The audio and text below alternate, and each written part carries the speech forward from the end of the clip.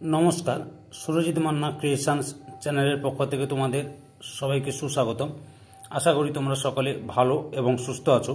আমি তোমাদের জন্য এই ভিডিওটিতে তুলে ধরছি 2025 সালের ক্লাস 6-এর রায় ও মার্টিন প্রশ্নবিচিত্রা থেকে থার্ড সামেটিভ ইভ্যালুয়েশন তথা ফাইনাল পরীক্ষার জন্য ভূগোল থেকে এক সেট প্রশ্নপত্রের সম্পূর্ণ সমাধান করছি। তার আগে তোমাদের কাছে অনুরোধ, তোমরা ভিডিওটি না টেনে পুরোটা দেখো। ভিডিওটি কেমন লাগলো কমেন্ট করে জানিও, ভিডিওটিতে লাইক দাও এবং শেয়ার করো, এবং চ্যানেলে নতুন হলে চ্যানেলটিকে সাবস্ক্রাইব করে চ্যানেলের সঙ্গে যুক্ত হয়ে যাও, কারণ তোমরা আমার এই চ্যানেলের মাধ্যমে ক্লাস 6-এর রায় ও মার্টিন প্রশ্নবিচিত্রা থেকে 2025 সালের থার্ড সামেটিভ ইভ্যালুয়েশন তথা ফাইনাল পরীক্ষার জন্য যে সমস্ত বিষয়ের সমাধান পাবে সেগুলি হলো ভূগোল, ইতিহাস, বাংলা, পরিবেশ ও বিজ্ঞান। তাই এখন আমি তোমাদের সামনে ভূগোলের এক সেট প্রশ্নপত্রের সম্পূর্ণ সমাধান করছি। তোমরা পুরো ভিডিওটি লক্ষ্য করো। 312 নম্বর পেজের 3 নম্বর model school Barasat MGM high school, এই স্কুলের প্রশ্নপত্রের সেটটি আলোচনা করছি। অলরেডি আমি 1 নম্বর এবং 2 নম্বর স্কুলের প্রশ্নপত্রের সেট আলোচনা করে দিয়েছি। তোমরা ওই ভিডিওগুলো দেখতে চাইলে আমার চ্যানেলের প্লে লিস্টে গিয়ে দেখে নাও, না হলে এই ভিডিওর ডেসক্রিপশনে তার লিঙ্ক দেওয়া আছে, ওখানে ক্লিক করেও দেখে নিতে পারো। একের দাগে ভারতের রেখা মানচিত্রে নিম্নলিখিত বিষয়গুলির উপযুক্ত প্রতীক ও নাম সহ চিহ্নিত করো। প্রথমে রয়েছে পার্বত্য অঞ্চলের জলবায়ু, মরু অঞ্চলের জলবায়ু, মৃত্তিকা, উপকূলে ম্যানগ্রোভ অরণ্য, গোদাবরী নদী ও মালাবার উপকূল। লক্ষ্য করো, প্রথমে রয়েছে পার্বত্য অঞ্চলের জলবায়ু। লক্ষ্য করো, এই যে পার্বত্য অঞ্চলের জলবায়ু, এটা জম্মু কাশ্মীর, লাদাখ আর হিমাচল প্রদেশ এবং উত্তরাখণ্ড রয়েছে।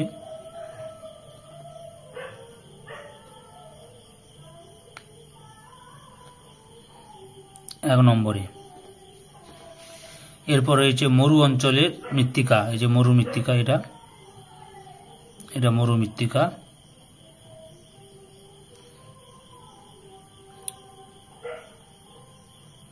2 নম্বরে মরু মৃত্তিকা।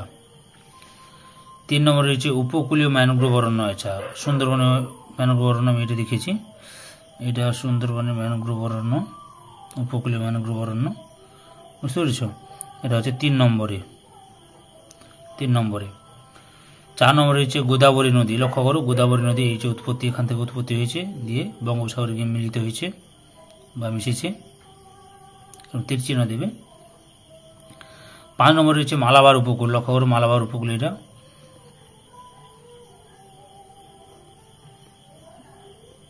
মালাবার উপকূল 5 নম্বরে। গোদাবরী নদী 4 নম্বরে, বুঝতে পারছি, এবং কাছাকাছি এরকম নম্বর দিয়ে দেবে। 2 দাগে সঠিক উত্তরটি নির্বাচন করো, করে লেখো। প্রথমে রয়েছে নিরক্ষরেখার দক্ষিণে 37 ডিগ্রি দক্ষিণ অক্ষরেখার অপর নাম। অপশান বি তে মকরক্রান্তি রেখা। 2 নম্বরে রয়েছে কোন সালে আন্তর্জাতিক আলোচনা সভায় স্থির হয় লন্ডনের গ্রিনিচের উপর দিয়ে চলে যাওয়া দ্রাঘিমারেখা হবে মূল মধ্যরেখা। সঠিক উত্তরটি হল অপশান সি তে 1884 সালে। 3 নম্বর পৃথিবীর আবর্তনের গতিবেগ সবচেয়ে বেশি হয় অপশান এ তে নিরক্ষরেখায়। 4 নম্বরে সূর্যাস্তের ঠিক পরের সময়কে বলা হয় অপশান বি তে গোধূলি। 5 নম্বরে বায়ুর চাপ মাপার যন্ত্রের নাম অপশান সি তে 14 ব্যারোমিটার। 6 নম্বরে কোন স্থানের অপশান বি তে 30 থেকে 35 বছরের আবহাওয়ার গড় অবস্থা হলো ওই অঞ্চলের জলবায়ু। তারপরে 7 নম্বরে অপশান বি তে 22 এপ্রিল ধরিত্রী দিবস বা আর্থ ডে পালন করা হয়। 8 নম্বরে 2011 সালে জাপানের ফুকুশিমা পারমাণবিক শক্তি কেন্দ্রে বিস্ফোরণ ঘটে। 9 নম্বরে কোনটি শব্দ দূষণ কমাতে সহায়ক নয় অপশান ডি তে বাজার। 10 নম্বরে কারাকোরাম হলো অপশান বি তে পর্বত শ্রেণী। তারপরে 11 নম্বরে পদ্মা ও যমুনার মিলিত প্রবাহের নাম অপশান সি তে মেঘনা। তারপরে 12 নম্বরে বানিহাল একটি অপশান বি তে গিরিপথ বানিহাল। 13 নম্বরে দাক্ষিণাত্য মালভূমির উচ্চতম পর্বত শৃঙ্গের নাম অপশান সি তে আনাইমুদি। 14 নম্বরে মিলেট হলো অপশান এ তে খাদ্য ফসল। তারপরে 15 নম্বরে অপশান এ তে মাটি কৃষিকাজের অপরিহার্য উপাদান।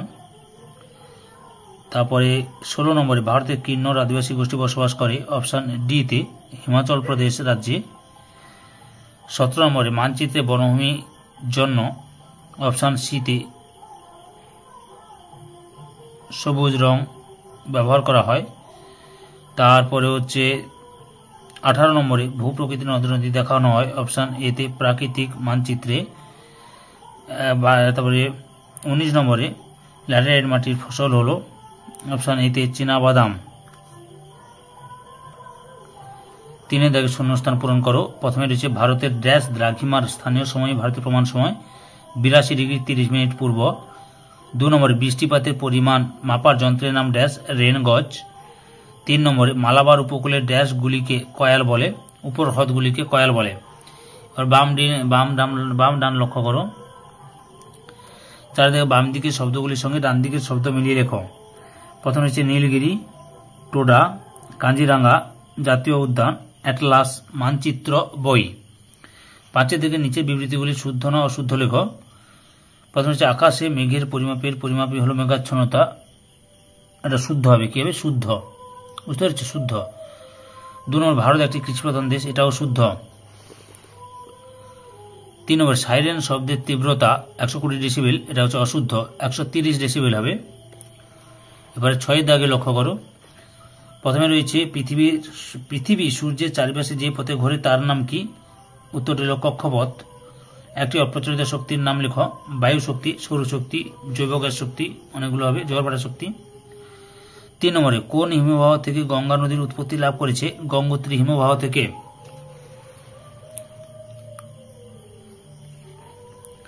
7 দাগে নিচের প্রশ্নগুলির সংক্ষেপে উত্তর দাও। প্রথমে রয়েছে অক্ষরেখা বলতে কি বোঝো?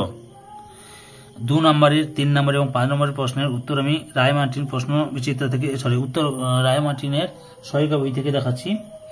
এছাড়াও তোমরা 5 নম্বরের সাজেশন ভিত্তিক উত্তরের লিঙ্ক এই ভিডিও ডেসক্রিপশনে দিয়ে দেবো, ওখানে ক্লিক করে 5 নম্বরের প্রশ্নের উত্তরগুলো দেখে নিতে পারো। উত্তরটি লক্ষ্য করো। সমাক্ষরেখা বা অক্ষরেখাকে বলে এখান থেকে শুরু করে এত পর্যন্ত লিখবে। পরের প্রশ্ন, শব্দ দূষণের ফলে সৃষ্ট 4টি রোগের নাম লেখো। উত্তরটি দেখো। শব্দ দূষণের ফলে সৃষ্ট 4টি রোগ হল বধিরতা বা কম শুনতে পাওয়া, অনিদ্রা বা ঘুম না হওয়া, মাথার যন্ত্রণা ও উচ্চ রক্তচাপ। পরের প্রশ্ন, গিরিপথ বলতে কি বোঝো? উত্তরটা দেখো। এখান থেকে শুরু করে এতটা পর্যন্ত লিখবে। বুঝতে পেরেছ?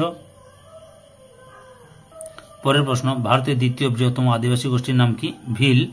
বর্তমানে এদের প্রধান জীবিকা কি? চাষবাস।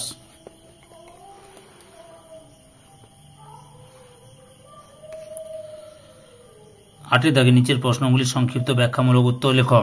প্রথমেই রয়েছে দ্রাঘিমা রেখার বৈশিষ্ট্যগুলি লেখ। উত্তরটি দেখো। দ্রাঘিমা রেখার বৈশিষ্ট্যগুলি এখান থেকে শুরু করবে, এতটা পর্যন্ত লিখবে। পরের প্রশ্ন, পৃথিবীর আবর্তন গতি কাকে বলে? এখান থেকে শুরু করবে সংজ্ঞা, এখান থেকে শুরু করো, পরপর দেখে নাও, এতটা পর্যন্ত লিখবে। পৃথিবীর একবার পূর্ণ আবর্তন করতে কত সময় লাগে? 23 ঘন্টা 56 মিনিট 4 সেকেন্ড। কি লিখবে? 23 ঘন্টা 56 মিনিট 4 সেকেন্ড।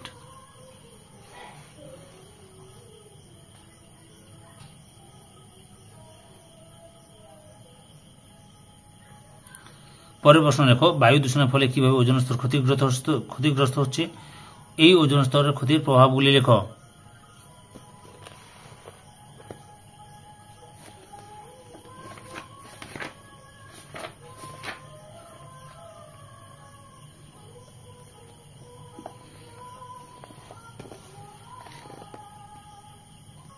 উত্তরটি লক্ষ্য করো। এখান থেকে শুরু করে পরপর দেখে নাও।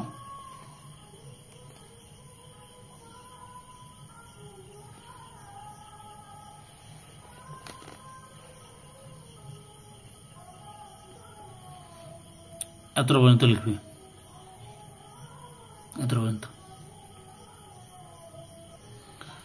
4 নম্বরে দেখো, গ্লোব ও মানচিত্রের তুলনামূলক আলোচনা করো। উত্তরটা দেখো।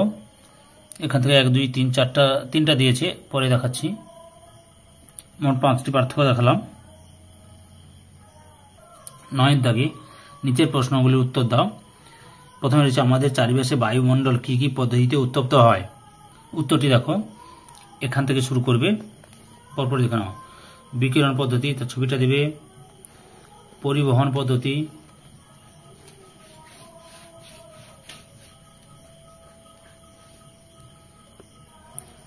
পরিচলন পদ্ধতি, তাপ শোষণ পদ্ধতি আর অ্যাডভেকশন পদ্ধতি। এত পর্যন্ত লিখবে। পরের প্রশ্ন, অরণ্য আমাদের বন্ধু, এই বক্তব্যের সপক্ষে তোমার মতামত দাও। উত্তরটি লক্ষ্য করো, এখান থেকে শুরু করবে, পরপর দেখে নাও।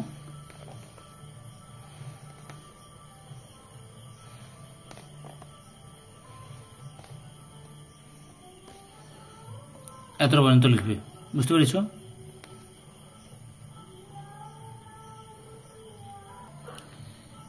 তিন নম্বরে, গম চাষের জন্য কি ধরনের জলবায়ু ও মৃত্তিকার প্রয়োজন তা লেখো।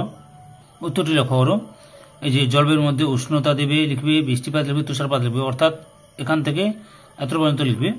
তারপরে দেখাচ্ছি।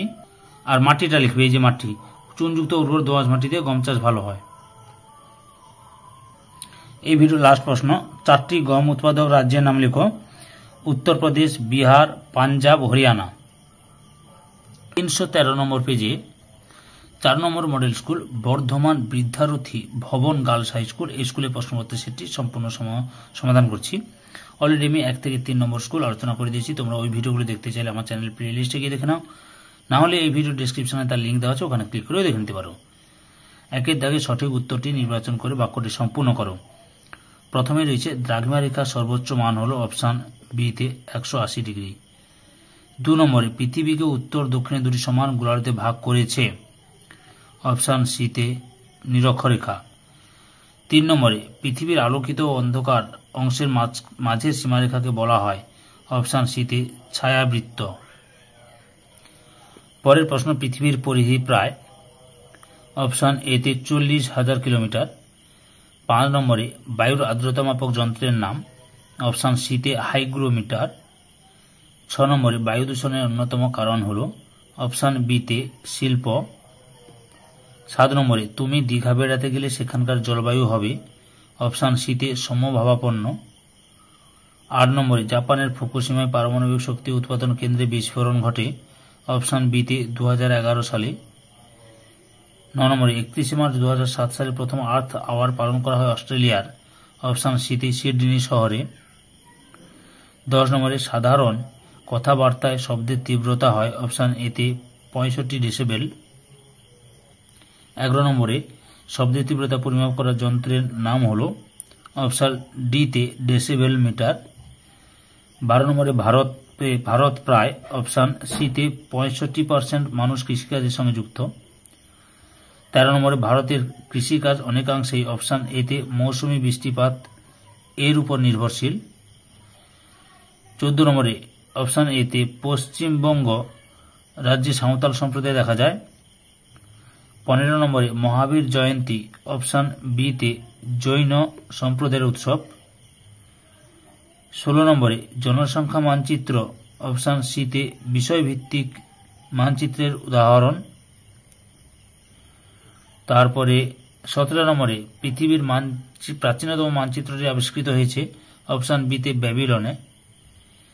18 নম্বরে মানচিত্রের কৃষি জমি বোঝাতে, অপশান ডিতে হলুদ রঙে ব্যবহার করা হয়। 2 দাগে শূন্যস্থান পূরণ করো। প্রথমে রয়েছে ড্যাশ পূর্ব দ্রাঘিমার স্থানীয় সময় হল ভারতের প্রমাণ সময় 82 ডিগ্রি 30 মিনিট পূর্ব। 2 নম্বরে সূর্যাস্তের পর সন্ধ্যার আগের সময়কে ড্যাশ বলে, গোধূলি বলে। 3 নম্বরে জলীয়বাষ্প ঠান্ডা হয়ে ছোট ছোট জলকণায় পরিণত হওয়ার প্রক্রিয়াকে বলে ড্যাশ ঘনীভবন। 3 দাগে বাম দিকের সঙ্গে ডান দিক মিলিয়ে লেখো। ওজোন স্তরের ক্ষয়, ক্লোরোফ্লোরোকার্বন, মার্বেল পাথরের সৌধ ক্ষয়, অ্যাসিড বৃষ্টি, গ্রিনহাউস গ্যাস, বিশ্ব উষ্ণায়ন। 4 দাগে নিম্নলিখিত বিবৃতিগুলি শুদ্ধ বা অশুদ্ধ লেখো। প্রথমে রয়েছে কোন স্থানে শীতলতম ও উষ্ণতম মাসের তাপমাত্রার পার্থক্যকে গড় বার্ষিক উষ্ণতার প্রসর বলে, শুদ্ধ। 2 নম্বরে শব্দের উৎস ও শ্রোতার মধ্যে দূরত্ব বাড়লে শব্দদূষণ বাড়ে, অশুদ্ধ, শব্দদূষণ কমে। 3 নম্বরে মানচিত্র অঙ্কন বিদ্যাকে কার্টোগ্রাফি বলে, শুদ্ধ। 5 দাগে নিম্নলিখিত প্রশ্নগুলি একটি মাত্র বাক্যে উত্তর দাও। প্রথমে রয়েছে ভারতের দ্বিতীয় বৃহত্তম আদিবাসী গোষ্ঠীর নাম কি? ভিল। 2 নম্বরে কয়েল দেখা যায় ভারতের কোন উপকূলে? মালাবার উপকূলে। পরের প্রশ্ন, লেহ শহর কোন নদীর তীরে অবস্থিত? সিন্ধু নদীর তীরে অবস্থিত। এরপরে রয়েছে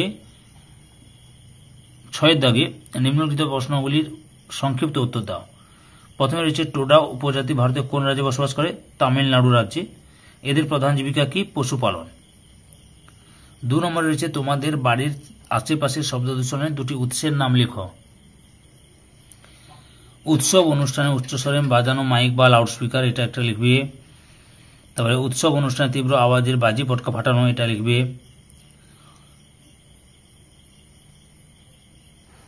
তারপরে পশুর কুকুর শিয়াল প্রভৃতি একটানা চিৎকার ও মানুষের ঝগড়া, এটা লিখবে। আর কোনো সময় গ্রামের ঝোপে বা ঝাড়ে ঝিঁঝি পোকার ডাক মানুষের মধ্যে বিরক্তির সৃষ্টি করে। পরের প্রশ্ন, ভারতকে নদীমাতৃক দেশ বলা হয় কেন? উত্তরটি দেখো, এখান থেকে শুরু করবে, এতটা পর্যন্ত লিখবে। পরের প্রশ্ন, অরণ্য সংরক্ষণের 2টি ব্যবস্থা লেখো। এখান থেকে লেখা শুরু করবে। 2টো পদ্ধতি লিখতে বলেছি। আচ্ছা, বন সৃজনটা লিখবে, তার সঙ্গে যে পশুচারণ নিয়ন্ত্রণ, আইন প্রণয়ন, বন সংরক্ষণ নিয়োগ, সচেতনতা বৃদ্ধি, এতগুলো দিলাম, তার মধ্যে যে কোনো 2টি লিখবে।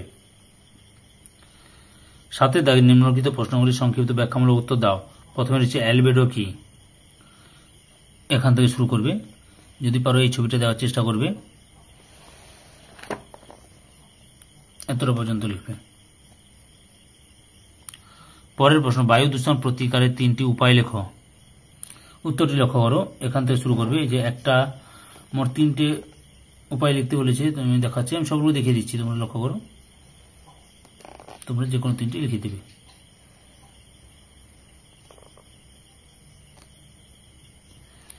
3 নম্বর প্রশ্ন, হিমালয়ের পার্বত্য অঞ্চলে মানুষের বসবাস কম কেন? এই যে এখানে পার্বত্য অঞ্চল বলছে, হিমালয় পার্বত্য অঞ্চল লিখবে, যেখান থেকে শুরু করবে, এত পর্যন্ত লিখবে। পরের প্রশ্ন, মাটির 3টি ব্যবহার লেখো। উত্তরটি লক্ষ্য করো, মাটির ব্যবহার এখান থেকে শুরু করবে। দেখো উত্তরটি দেখো,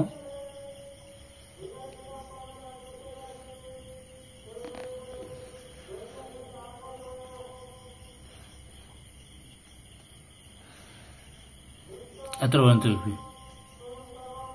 পরের প্রশ্ন, 8 দাগে নিম্নলিখিত প্রশ্নগুলি উত্তর দাও, যে কোনো 3টি। প্রথমে রয়েছে বায়ু দূষণের কারণগুলি ব্যাখ্যা করো। এখান থেকে শুরু করবে, পরপর দেখে নাও।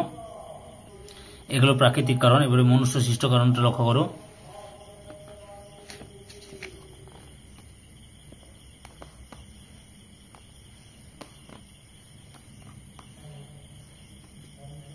এত পর্যন্ত লিখবে। পরের প্রশ্ন, শব্দ দূষণ নিয়ন্ত্রণের উপায়গুলি লেখো। তোমরা এই 5 নম্বরের প্রশ্নের উত্তরগুলোর লিঙ্ক আমি ডেসক্রিপশনে দিয়ে দেবো, সেই লিঙ্কে ক্লিক করে দেখে নিতে পারো। যদিও আমি তোমাদের রায়ান মার্টিন প্রশ্ন বিচিত্রার রায়ান মার্টিন সহায়িকা বই থেকে দেখাচ্ছি, কিন্তু এই বড় প্রশ্নের উত্তরের লিঙ্ক আমি এই ভিডিওগুলি ডিসক্রিপশনে দিয়ে দেবো, বুঝতে পেরেছো? ওখানে ক্লিক করে দেখে নিতে পারো। আচ্ছা, এখান থেকে শুরু করবে, পরপর দেখে নাও।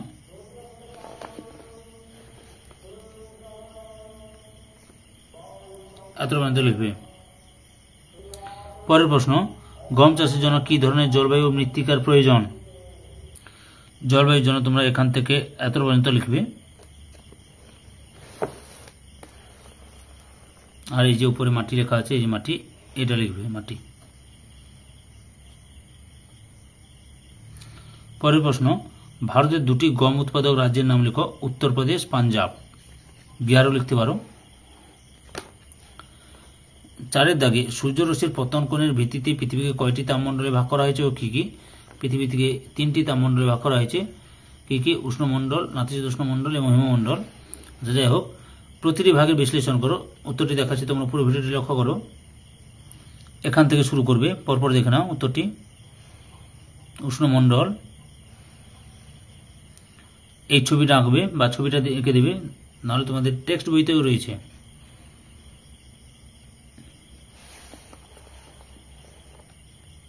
পরপর দেখে নাও।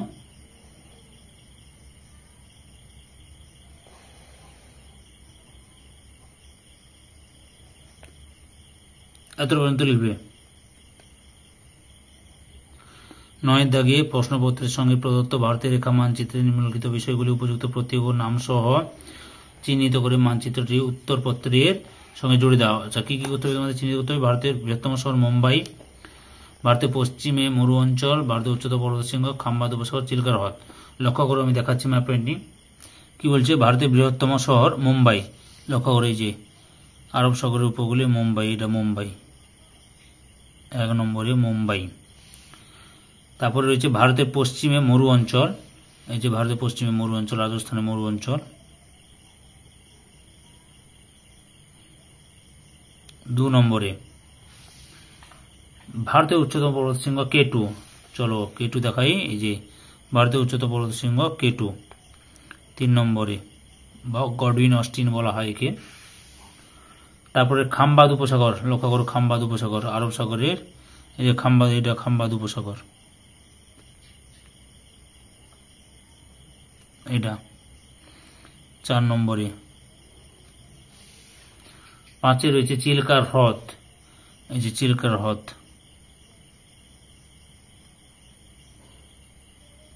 উড়িষ্যার চিল্কার হ্রদ, এটা এই যে কালো অংশটা, এটা উড়িষ্যার চিল্কার হ্রদ 5 নম্বরে। সম্পূর্ণ ভিডিওটি ধৈর্য সহকারে দেখার জন্য তোমাদের সবাইকে অসংখ্য অসংখ্য ধন্যবাদ। আজকে এই পর্যন্ত, পরবর্তী ভিডিওতে আবার দেখা হবে। Tata, bye bye.